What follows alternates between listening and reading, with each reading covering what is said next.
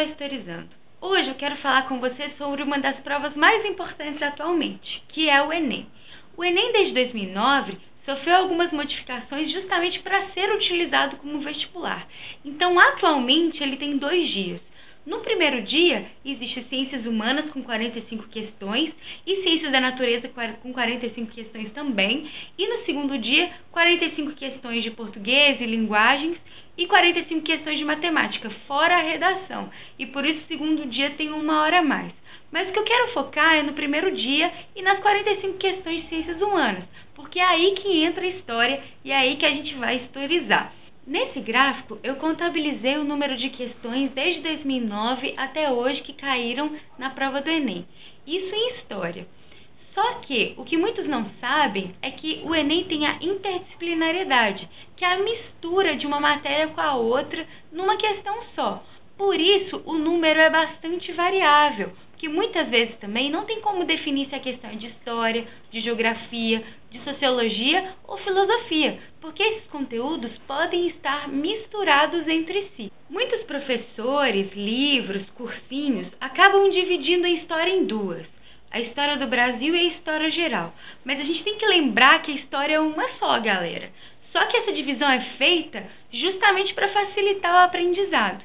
E muitos acabam dizendo também que história do Brasil cai mais no Enem do que história geral.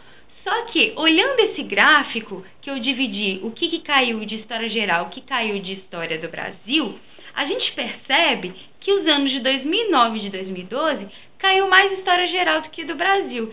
Então, não é que tem um padrão de se vai cair mais ou menos. Só que muitos professores afirmam dessa forma porque a história do Brasil é um pouco mais difícil na prova do que a história geral, justamente porque a gente aprende muito mais detalhes da história do Brasil do que a história geral. Então, acaba por fazendo ser melhor estudar um pouco mais de história do Brasil para quando chegar numa questão difícil, conseguir resolver sem nenhum problema. Diferentemente dos vestibulares tradicionais, como a gente pôde enxergar nos números, não tem como a gente prever a quantidade de questão de história que vai cair, ou como elas vão cair. Então não tem como saber, nesse ano teve aniversário de não sei quantos anos da Revolução Cubana. Não necessariamente vai cair Revolução Cubana na prova, como acontece em alguns vestibulares tradicionais. Ou então, ano passado caiu Getúlio Vargas, esse ano não vai cair. Também não existe isso, coisa que também a gente enxergava em algumas outras provas.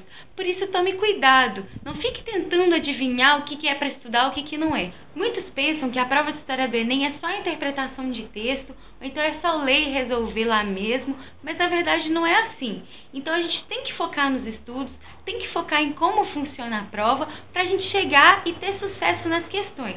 Por isso eu espero vocês comigo, resolvendo as questões, revisando a matéria e, enfim, fazendo o melhor para chegar no fim do ano e passar de vez no vestibular.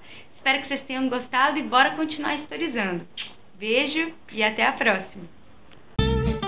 Meu nome é Tatiana.